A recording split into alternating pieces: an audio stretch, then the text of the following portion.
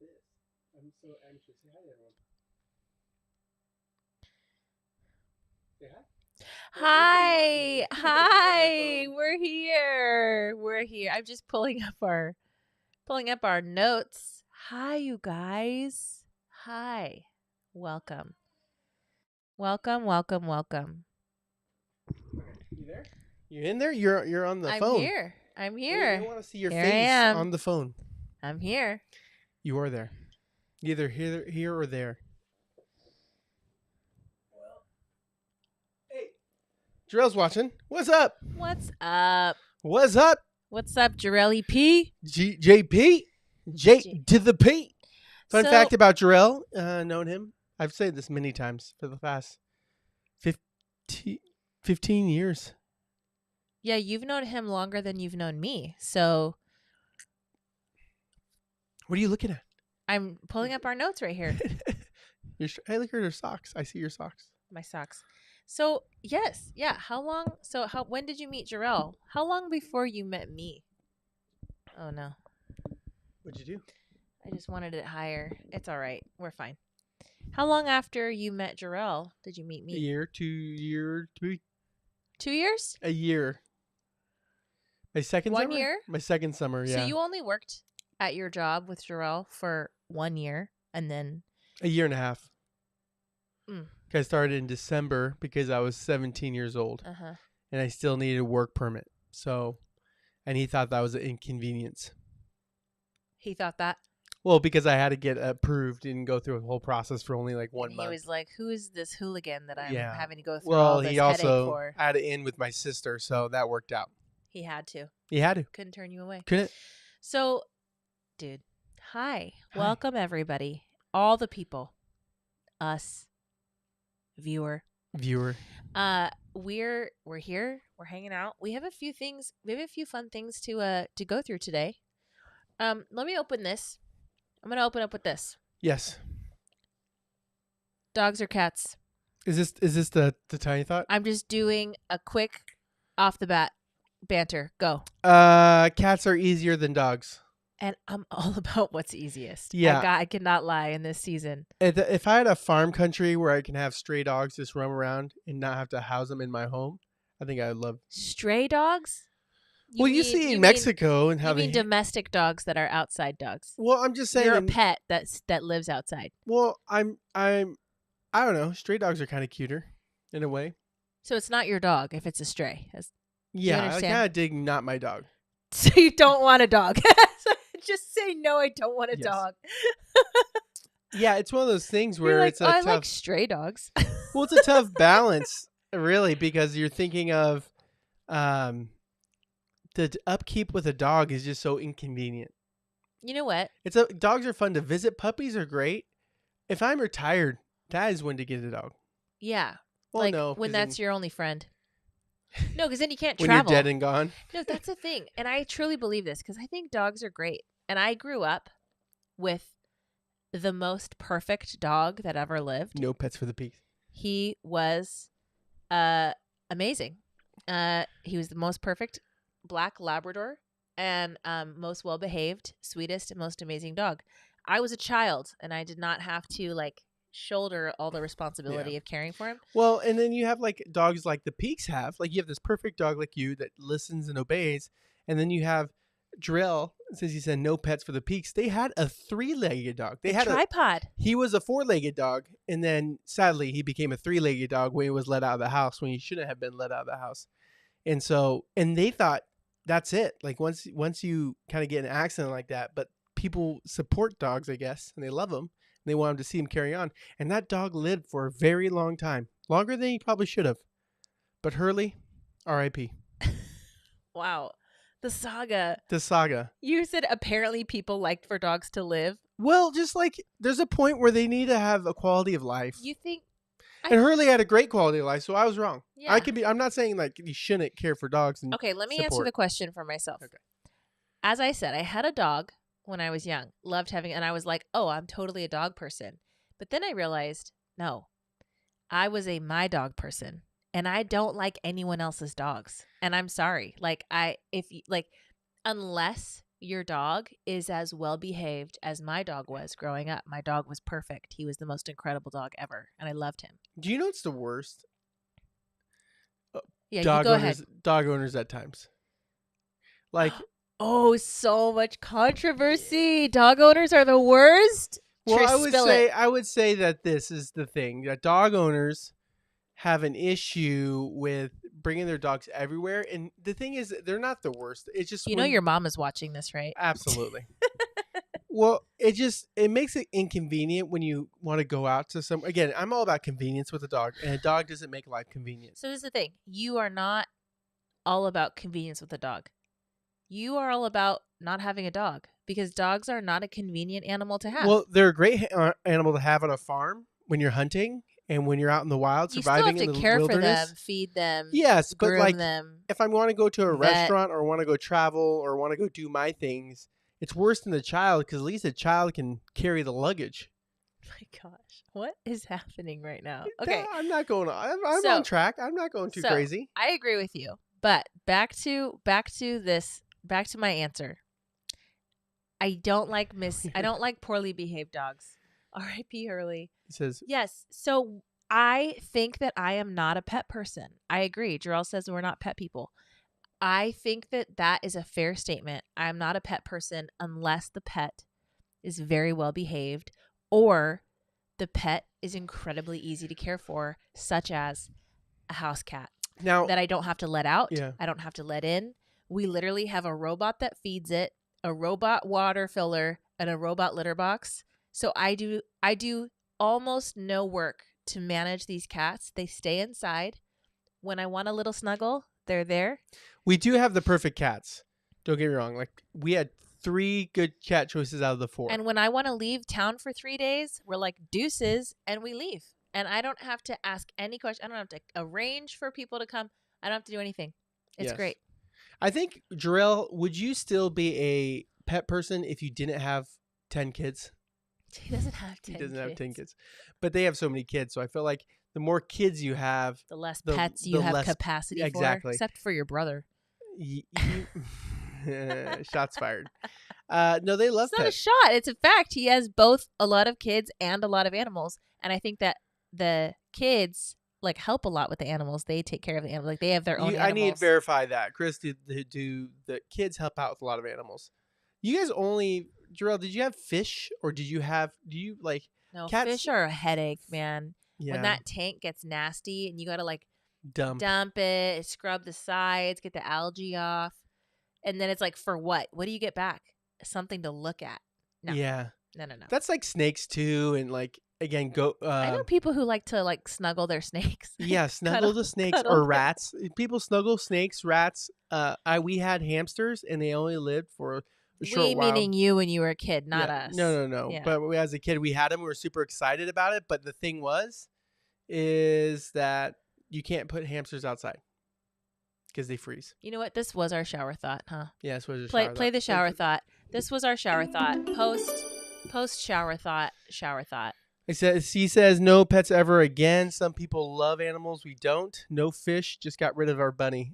Aw. Yeah, no, bunnies are a headache. Why'd you get rid of the bunny, Jarrell? Let me tell you why bunnies are a headache. My sister had a bunny. Yeah. Bunnies need a large space to run around in. Like they can't just sit in a cage all day. So you need a large area for them to run around. Yeah. That takes up space somewhere inside your house. They can't stay outside. Like depending where you live, the climate and stuff. They need a large area to run around. And then it's like you have to constantly like refresh the food and the poop is in there and fill the water and all these things. And it's like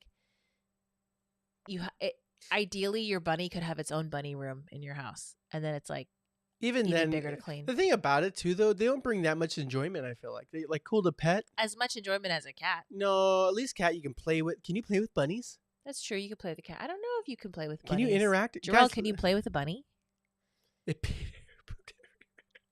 No, we do not want to see the bunny poop and pee all over the house. But let me get that. Cats are destructive. They can be if you don't. That is the one thing. We do have cats. But they're not more destructive than our children. So right now in the state of life, we're like, whatever. They scratch the couch. They scratch the couch. They there's like little tiny holes and tears on our blankets on our bed because they like to scratch. Yeah. But other than that, it's like my kids take Sharpies to the walls. It's like, what am I keeping nice? Nothing. Like, whatever. Yes. And Drell, don't feel bad for that family. The reality is that people dig that kind of stuff sometimes. They grew up in a farm environment and they know what they're in for. Just Gerald says you can. I think he means you can play with the bunny, but it's not worth it. It's not, what makes it worth it? Like if they're really engaged, like when you fetch a dog or you dangle a toy for a cat, and it's like they're super. Maybe the bunny you could try to play with it, but there's not enough like return attention. How are you loving me? Love me more, dude. So it's like a fish, because the fish is the same thing. You can follow your finger, but after a while, like, how often are you doing that? I am like, people, you can hate on me all you want, people, okay? I'm one of those people that, like, I'm not into your pets. I'm not into your animals. And when I come over and your dog sticks its nose in my crotch, I don't like that. And I would like you to immediately call your dog away, put them away in a room. It's just playing. He does that. Getting friendly. People are like, this is his house. And I'm like, then don't have guests over. Like, don't have guests over if you're going to allow your dog to, like, be, like, invasive to your guests. And it's like, I'm one of those people, I'm like, your dog is not more important than humans, but people are like, my dog is family, and this is my dog's house, and they put their dog above people's comfort. And I'm not about that, and that's a very controversial thing. Yeah, it's a very controversial thing, I know, but that's where I stand. I'm afraid of big dogs. Like, as big as a person I am, big dogs freak me out. You're afraid of any large animal. Large animals are scary to me. Did you have a bad experience with a large animal when you were young? When I was little, we went over to Rich's house, and they had these two chows. I don't know if you've seen chows. Chows are these massive black dogs, and they would be mean, and they would jump on you, and it kind of overwhelmed me. And I think they can. I'm just reminded that dogs are kind of vicious animals. And a second, dogs can snap. Even the most well-behaved, perfect dogs can still snap and bite your face off. Yeah. So I try not to get my kids. I say, do not touch a dog unless you ask the owner. And even then, it's like wild. So, hot take on this though. What is your take on when people say, "My dogs are my kids"? Don't make us answer that question. Do you not want to go into that? I just feel like it's so sensitive. My dogs are my family. He says this. Drell says this. I need a perfect animal. Wants to give love. No. Wants to give love. Needs no love. 100 self-sufficiency. No cleanup. We just figured out we aren't good pet owners. That's like so fair. I think, Drell, you know what you need to do is get a cat. Because it's pretty close. The cleanup is, if you get a robot litter. Get the litter robot. I highly recommend the litter robot. They take care of themselves. They're good. And then you have something. But the thing is, like, are you okay with your cat going in and out? Because that was one thing when we had our other cat at our apartment. If somebody came in and just left the door wide open, the cat would escape. So that's a bummer. You have to be aware of, like, everyone has to always shut the door, which is hard when you have a lot of people in your family. Yes. Jarrell wants us to answer, if dogs are going to heaven, I'm going to tell you a rude awakening right now. Stop. Don't. You don't know. You don't know the answer. So let me tell you, I'm going to tell you my experience. We don't know the answer. Let me tell you this. You don't have an experience of a dog in heaven. Let me tell you. So you don't know. Please let me share this story. When my dog Dusty died. Did his ghost return to you and say, I went to heaven? That's the only way you could answer this question. No. What happened to Dusty, it was really sad. I came home. He was gone. God bless Dusty. That next month, I went to my summer vacation with my Aunt Yolanda. And so we're driving out to Arizona. It's about a 4-hour drive. And as we're driving out, I'm looking out at the clouds, just really sad, kind of tears. In the arms of an angel. And I'm crying. Thinking about Dusty. As you do. Looking at the clouds. And my aunt looks at me and says, I said, one day I'll see him. And she's like, no, dogs just die. They don't go to heaven. So your aunt's opinion is that dogs don't go to heaven. I think there will be dogs in heaven. Will there be your dog? Is there a judgment for dogs, whether a dog gets to go to heaven or not? No, I think all animals don't have souls. Animals don't have souls. People know this, right? Right. Are we all in agreement? No, I would say that's a very that okay. Well, Are we not in agreement that animals don't have the same kind of soul that a human has? From a biblical Christian standpoint, there's an agreement there. Even then, I feel Even like then? even then, I think we're offending some. We're going to be stirring it up. Stir it up. Stir in the pot. Yeah, I would say no. And you will see dogs and animals in heaven, but Dusty, he is gone. Okay, and then here's a He perspective. could be though. At the end of the day, I don't know. Here's a perspective. I did have to share that. Well, I don't want to hear it, but I did have to share that with the junior higher once. You don't have to. I you did. could say, ask your mom.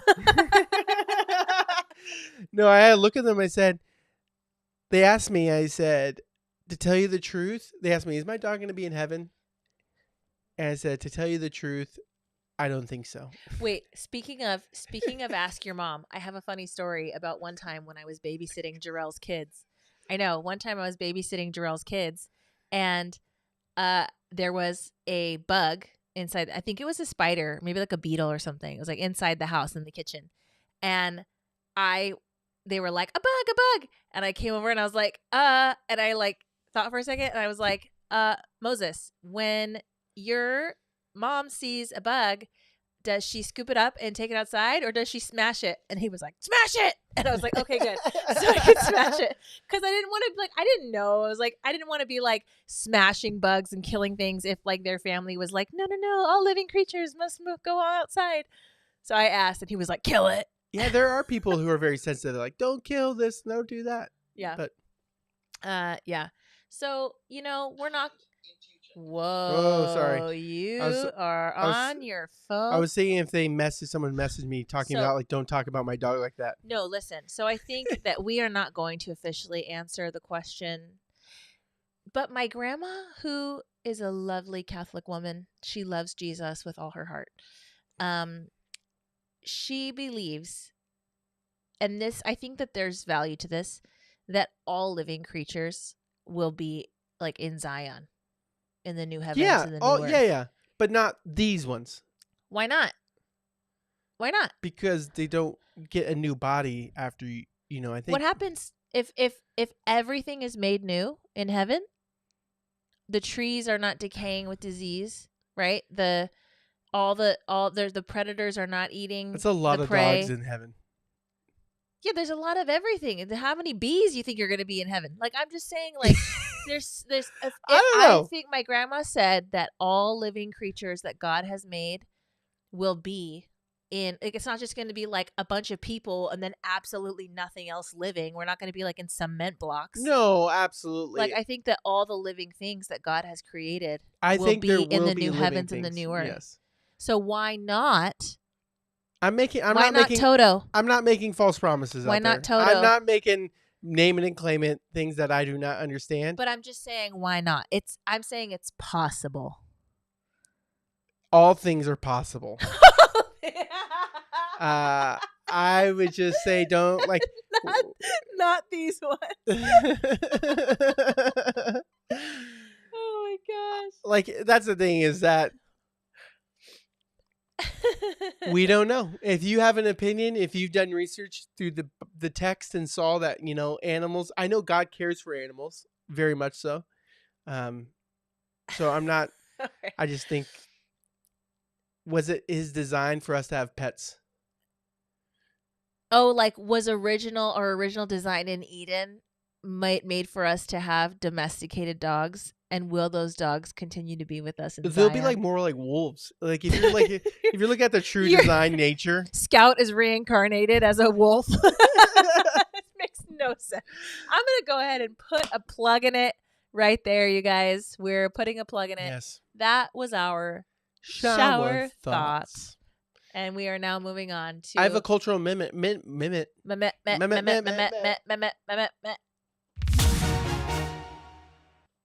So this is what's going on in our culture right now. Tell me. Recent I don't know study anything going on, as everybody knows. So no, this is what you would understand. A recent study said from year 22 to 2023 to 2024, the likelihood of someone going out is becoming less and less. So the increase of loneliness is something kind of running rampant after COVID.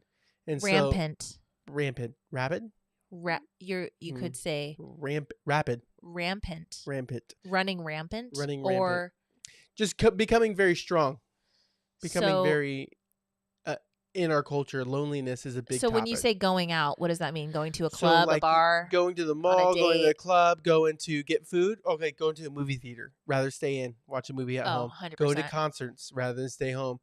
Rather stay home. Going to maybe not like fast food. You're not going to restaurants. You're getting fast food delivered to your house. Oh yeah.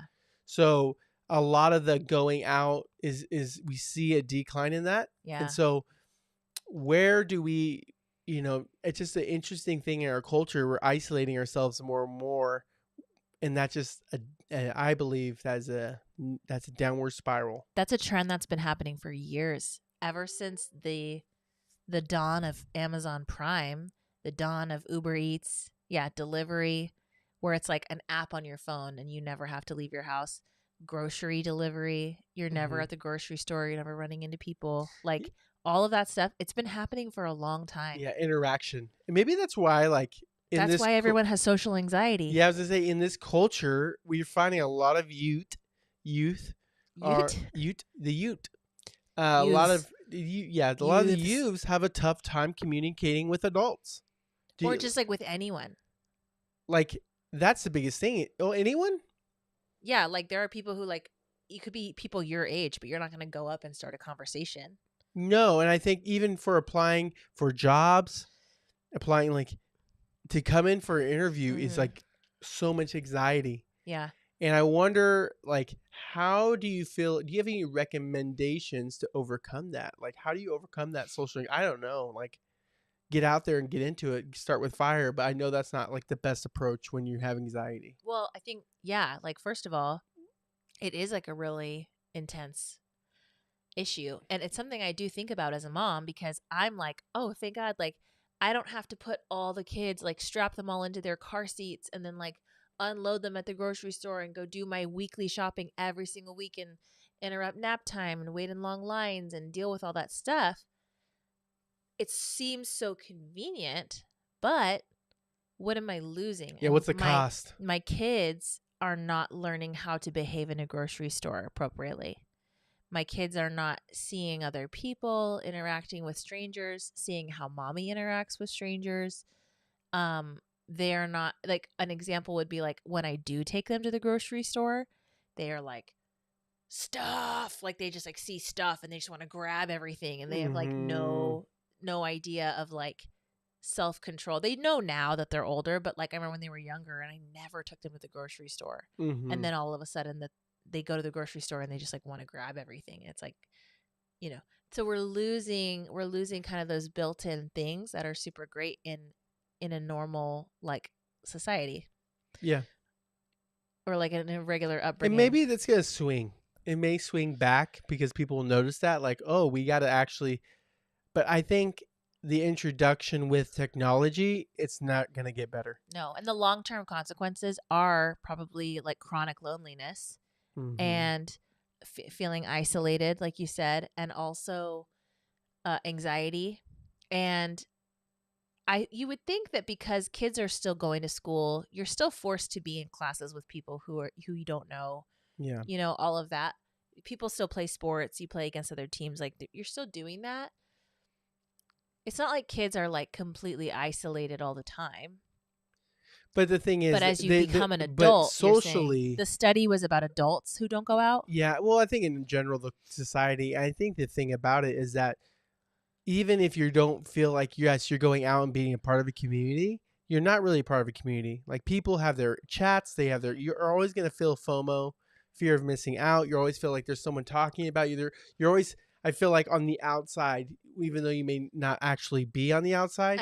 As a kid or as an adult? I think as like coming out of high school into college, especially as an adult, there's a lot more. You're not surrounded by that constantly, so you're gonna find yourself in situations where there's, and what I'm talking about as like the young adult age, is that you're gonna have like that social anxiety that you're talking about. Yeah, and you know what's wild that just came to my mind is like, so social norms change, right? And like what we would consider socially acceptable and socially normal changes over time, right? So what might be considered acceptable now, maybe down the line will not be. So imagine if somebody was completely unplugged, doesn't have social media, doesn't, and they just talk to people freely. But maybe in the future that will be not socially acceptable to just come up and start a conversation with someone that you don't know, because nobody does that anymore. That's super Dystopian future. dystopian future, which won't be like it. You're like you won't be like it. One You thing won't be like it. Yeah, it will be like that dystopian future. I think our culture is always headed to that. There's people, if you read in books about, hey, this is happening now. This is happening now. I think people are already painting the picture of how we're going to be socially separated only through digital media, where we're going to contact one another. One thing I was going to say with that though is, where was my thought with social anxiety? It was with students.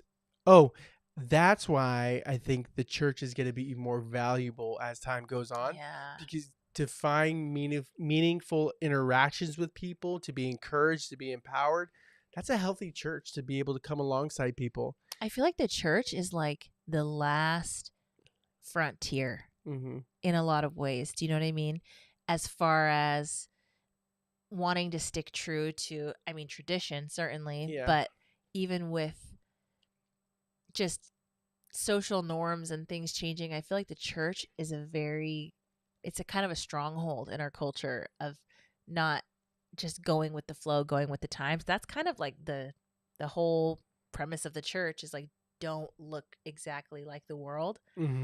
Stick to traditions and stuff, which I think can be really valuable if your society is slipping into a technology state that leads to loneliness. You know what I mean? Yeah, there's something about face-to-face interaction. And the thing about that is that when people don't have a family around to, when people don't have family around to support them or community, they can always get plugged into a church to find a community that will love on them. Honestly, like a healthy church, at least. Like, right. If it's not a healthy church, you got to watch out for that. But I believe that is if you are feeling alone, if you're feeling out of place, get plugged in. And there's plenty of churches around to get plugged in. See what's home groups, small groups, and there's all life kinds groups of to go through. I just think that that's how you do life together. And you can be the awkward one in there, and that's okay, because everyone's awkward kind of in a church. So, and there's all kinds of different groups you can plug into. That's as true. Well. Like it could be church, but I think that because of that study, I think there has been like a push in the culture, like ultimate frisbee group. Yeah, finding photographers, a local group, are us. People who want to meet together, hang out together, common interests. I think people are using the internet to really foster that face-to-face interaction more because they acknowledge. So the church or Facebook has Facebook groups on there too. It's local meetups. Your dad has a scooter group, right? Oh yeah, the scooter group. North County Scooter. He did. Which again is definitely probably a weird bunch. Not a weird is a wrong word. You don't eclectic. Trash talk on the scooter group. I know they'll rough you up. They will. Them on their scooters. On their scooters. What do you call a scooter? Is a scooter a hog? Because you call hogs like. No, scooter's not a motorcycle. No, I know. So what would be the equivalent of a hog for a scooter? A piglet. A piglet. I don't know. Piggy. Anyway, that was our cultural minute. Yeah. See, we had no good advice. Yes. We just give our thoughts. There we go. Cultural. That was culture. Let's jump into our tiny takeaway. Tiny itty bitty takeaway. So, hit me. What's your tiny takeaway today? Forgiveness is more than saying sorry. Forgiveness. I'm trying.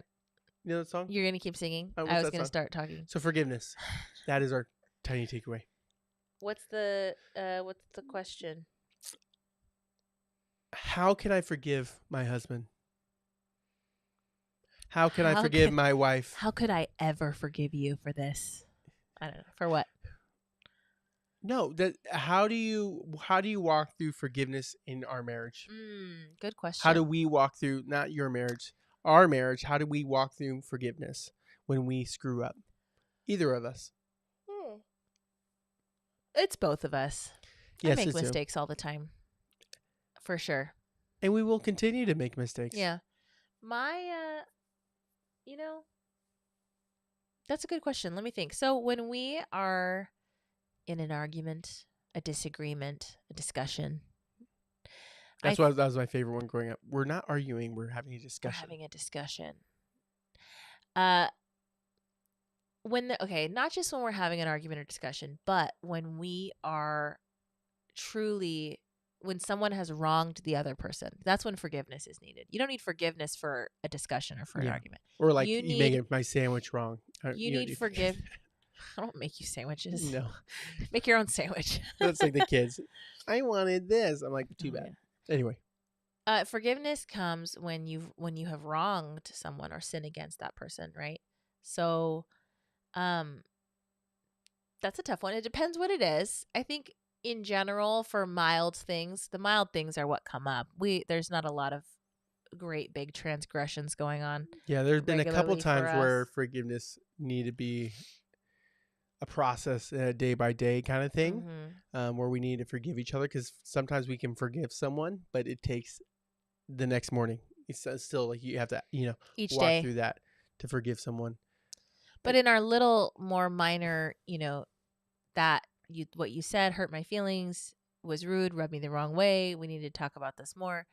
Generally, I feel like we're pretty quick to forgive. We're pretty quick to solve. Overall, in general, we're pretty Yes. quick to solve it, move on, say I'm sorry, forgive each other, love, hug, kiss. But I Move had to on. learn how to say sorry to you. I had to learn, especially early on in our marriage, even now, but like there was a process to saying sorry to someone.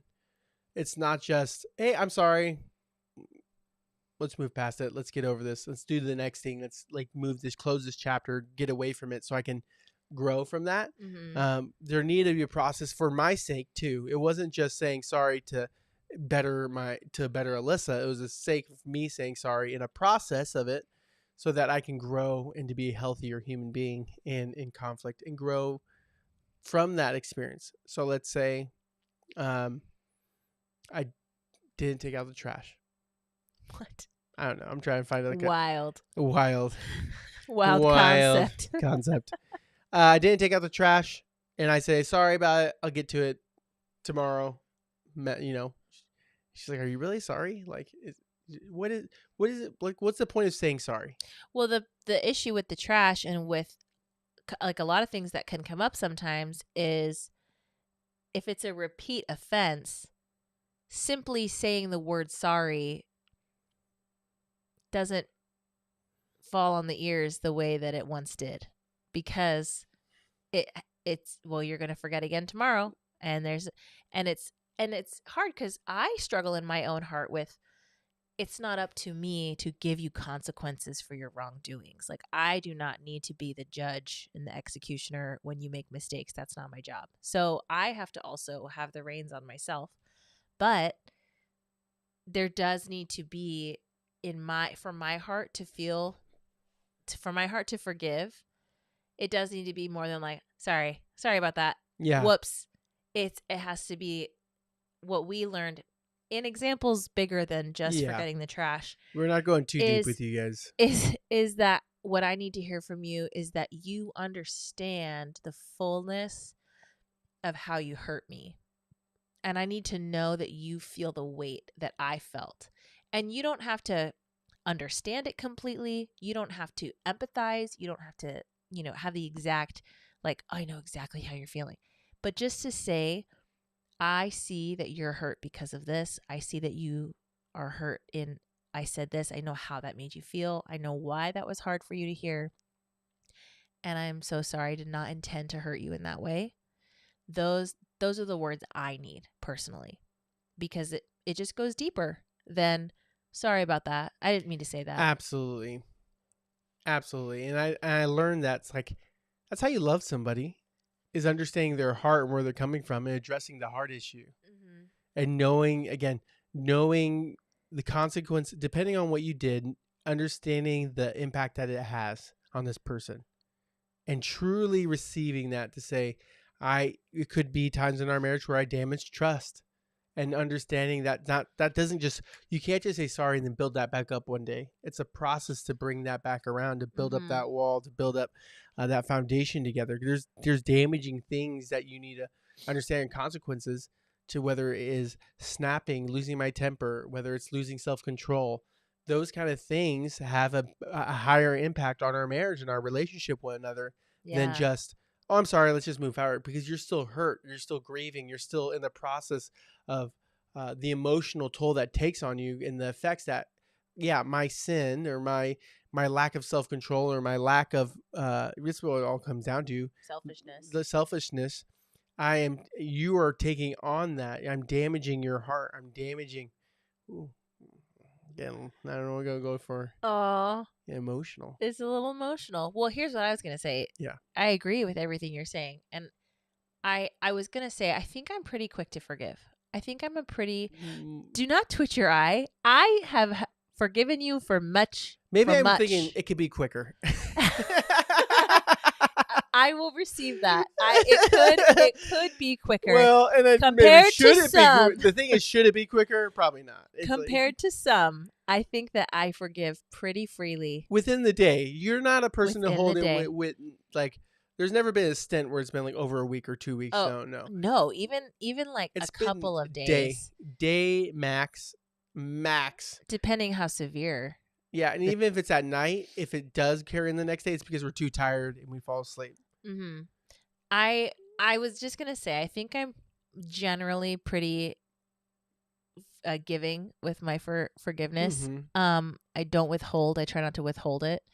But I also need forgiveness from you. And I was thinking as you were talking about things that you've done, I'm like, what do I have to be forgiven for mostly? And honestly, I think it's my responses to you when you mess up. I can be really hard on you. I can be really critical, and I go mom mode of like, explain to you what you did, because I'm in mom mode all day, all the time, shaping tiny humans, trying to help them regulate their emotions. And then if you come in and I've had a long day of teaching self-regulation to small children, and then you come in and you do something, I immediately am just like talking to you like a child. And that is something that I need to work on a lot, that you But have sometimes to. I do act like a child, and so it's not like, again, I give you more of the benefit of the doubt because I am ignoramus at times, At times. and At I need times. again, it's like it goes back to like, where are you? How are you valuing the situation coming into home, and you have shown me so much grace and compassion and love. So I don't want you to be too hard on yourself. There's only been a couple times. What Where, times do you think that you've really needed to work on forgiveness with me? You don't have to share the specific details, but you could tell me. give them the deets. Give them the deets. They want to know the deets. Like that's what popped into my mind. I was like, when does Jeremiah need to forgive me? And it's usually with how I spoke to you when I was upset with you. I'm more hurt. I justify it because I'm like, you messed up, and now I'm gonna load on you. But it's like, it's too much. You know, it's funny. I have a harder time when you say something in public versus private. Like, so it's the same thing I'm doing, but depends on if there's people listening. if there's or not, people, it depends on how. Like, because you can say the same thing to me off to the side, and I can receive it better. But if it's in front of others, where I feel like you're disrespecting me or you're speaking to me in a way that I like, because it's embarrassing, or in the way shaming I you. want to be viewed in the authority that I have, because I believe that it can open up to people to interact with me in that way, and you can do that with me because you're my wife. But I don't invite that from others. Right. You have a very special place in my life that you can correct me. So when you correct me in front of other people, I don't want them to have that same heart about it, that they can address me in this way, because they don't know my heart. They don't know. Right. And it would be different if I came to you and I was like, hey, can I share something with you that I want you to work on? Like in front of other people, but I'm not usually in that tone. Yeah. I'm usually like, why'd you do that? Da, da, da, da, da. Yeah. And if someone hears that, it's like, oh, that's how we talk to Jeremiah now. Well, and I have trauma of like, I hate being treated like an idiot. And so like I can. It's just funny that you called it trauma, because like no one likes that. That's like, nobody would want that. Oh my goodness. But it is, yeah, you had a bad experience with that. So, Well, like being called stupid and like yeah. because I do say random things, I do interact in things that are just ridiculous to the mere man, But sometimes you have shower thoughts, you got to share them. Yeah. Yeah. All that to say, I think that, yeah. So what would you say? Oh, sorry. how do you walk through forgiving me in those moments? I need to take a deep breath, go get some air, reset my mind, Take a second, take right? a second, stop what I'm doing, go to Jesus, but stop. Ultimately, look, why does it matter? Like, why am I being offended? Why is this affecting me so hard? Is this, and then going through the list, like, is this me putting feelings to her words and actions? Mm-hmm. What was she trying to put myself in your shoes and seeing what you were saying? And is it what the response was that deemed worthy of what you said to me or acted me in a certain way that warrant nothing? At the end of the day, nothing warrants anger and bitterness and No, like frustration. I was gonna say, there's even if I felt that it was justified, speaking to you the way that I do sometimes is not of the Lord. It's not loving. So it's something I work on. Yeah, You know. I think that's the coolest thing is that again we have the love of Jesus, and so in that love of Jesus, we're able to bestow that grace and forgiveness because of what He's done for us. And I think that has been a key thing in our marriage is that that's only how we can get over ourselves when we just put it into ourselves, so that our relationship can go forward. Yeah. Because if we just hold on to that bitterness and anger, we would not be together. We wouldn't. We wouldn't.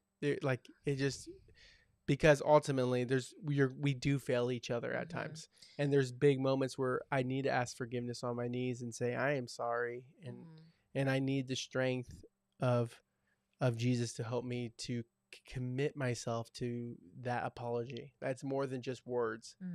And I forgive you in such an easy way because you do so.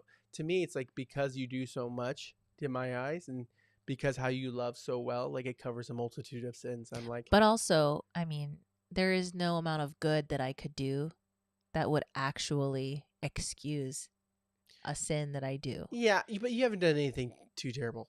Thanks. Like in our marriage, you've been pretty good. So I'm the knucklehead. Yeah. And I think, and that's part of my struggle is like part of the reason I justify in my mind talking to you with such frustration is because I'm like, I would never do that. I would never do that thing you just did. And we're different people. Mm-hmm. And that's okay. And we do things very differently. But something I love about you is that I've said this before many times, maybe not on this podcast, but I've always loved that you are such a teachable person. And I think that you, because you receive what I say and take it to heart, it emboldens me so much to speak freely and speak my mind. And that's hard because I grew up and still to this day being told that I talk too much, I talk too long, hence having a podcast.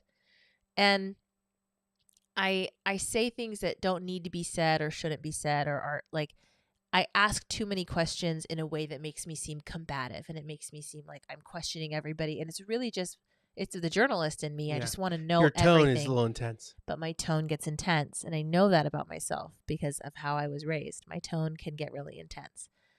And it's so cool to, like in our relationship, being married to you, what I love about you is that you have always, I think you've always just like seen the heart of what I'm saying. And you understand me. Like you really understand me. That's why I love you. You understand my heart and that I genuinely just want to know, where are you coming from? Like what is going on with this? Tell me more and then tell me more again and then tell me more about that. And you are patient with me most of the time. You're patient with me to hear or to explain. Even if somebody else would have been like, give it a rest already. You are so patient with me. I have my moments. And you also are like, you're teachable and you you listen in a way that I feel like you truly receive what I say, which just makes me want to Mm-hmm. tell you all things all the time, even if the things that you already know or you were already doing. Even then, I'm like, I kind of zone out after a while. That's why. Is that why our marriage works? Yeah. Because I talk a lot, and you're really good at being like, beep, it's off. It's off. Zoning No, out. I listen. I just, after a while, it's like, okay, I know where this is going, but still to pay attention and give you attention is good. No, and that's what I would Did you encourage. zone out just Couple now? encouraging words. If you're having a tough time, if you're a tough time, Oh. humbling yourself, you know. What? Yes, and with that, I'm just gonna say, Oh yeah. for forgiveness, our tip of forgiveness within marriage, humbling yourself, yes, and what that means is acknowledging where you personally went wrong and not just focusing on the other person's wrong. So in these Yeah. examples that we're giving, we each can say, okay, even though you messed up, the way that I spoke to you was wrong. Mm-hmm. Even though the thing that you did was wrong and you know it was wrong, I'm not just going to focus on that. I still take responsibility for my part and what I did. Yeah. Because no matter what I do or what you do, it doesn't warrant a response out of anger. It doesn't warrant a response. We need to have self-control. Yeah. And that's hard.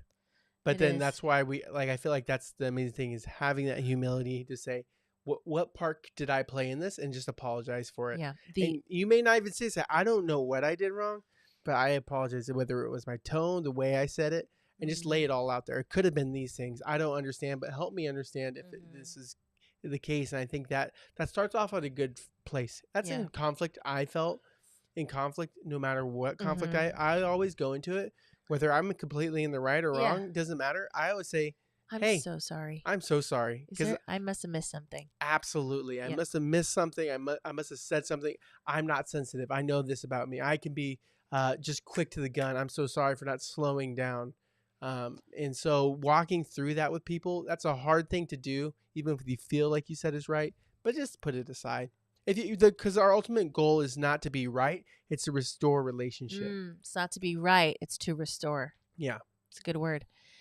The one way that I heard it phrased when I was in a leadership class is that you should whether you are 10% wrong, 20% wrong, 90% wrong, you should always take 100% responsibility of your 10%, 20%, whatever it is.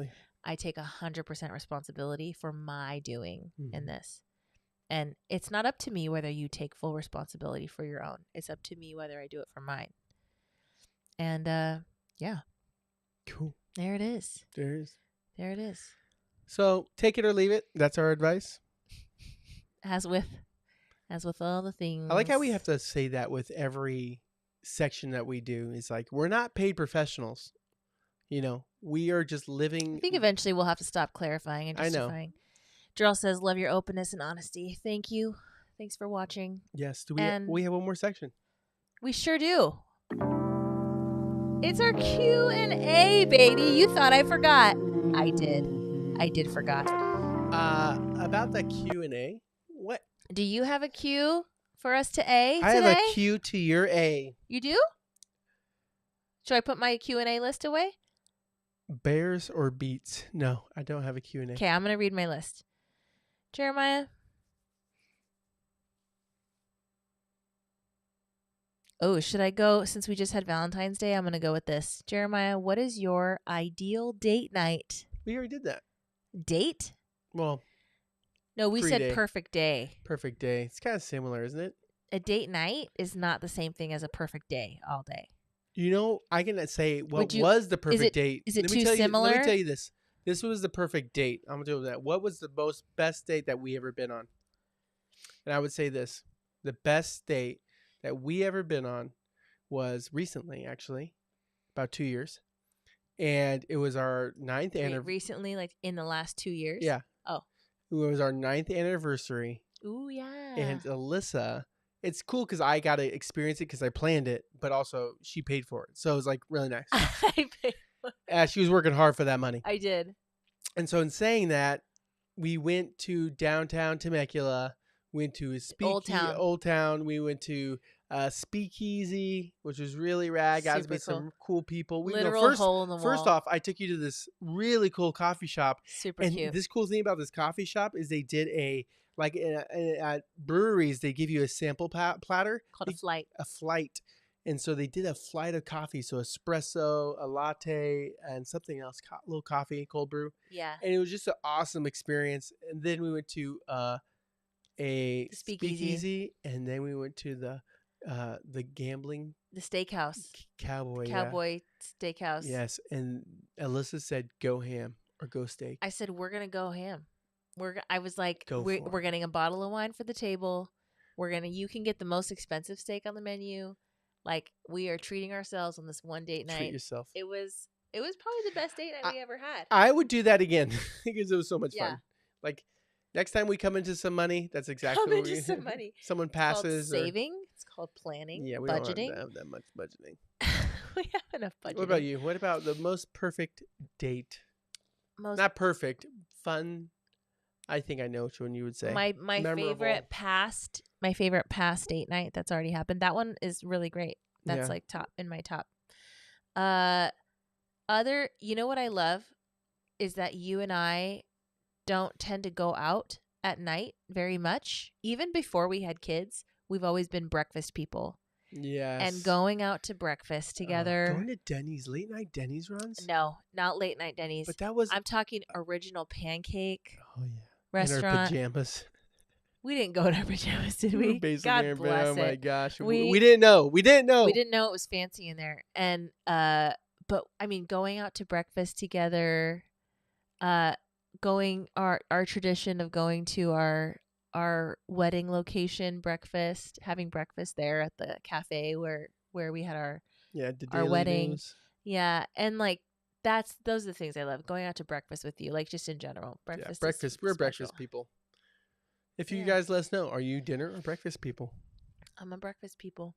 Well, I think it's a good place to close it. Yeah. And go watch some Clarkson Farm. Oh, have you guys seen Clarkson Farm? It's goals. It is such amazing. It is such a well done show. Clarkson's Farm. It's on Amazon Prime. Such a great show. Such a great show. So real. So raw. I love it. It's about we call each other Muppets now. Yeah, Jeremy Clarkson is like it's probably an offensive word in British language. Jeremy Clarkson is a big time rich guy, and he like owned a farm in this little rural country that was run by his staff. Well, his staff main guy retired, and he's like, well, instead of hiring a new guy, I could do it. And he starts learning how to farm, like real farming. And it's super interesting. That's a little bit of Clarkson Farm. Do you know what Muppet means? I feel like it's something associated because Muppets are puppets, like no brain. Someone else is telling you what to do. Stupid idiots. Yeah. Yeah, no brain. Like no brain. You're a Muppet. It's because there's no brain in there. Yep. Just a hand. Moving the mouth. Okay, that's enough. Muppets. You Muppet. What's the song? It's we sing it on the log. It's a great song. What's it? No. He sings. What the Muppet is your hand Kermit. Inside right now? Oh, Kermit. He looks like Kermit. Every hand looks like a Kermit. Okay. It says the Rainbow Connection. Yes, we're connected from the inside out. Ridiculous. All right, you guys.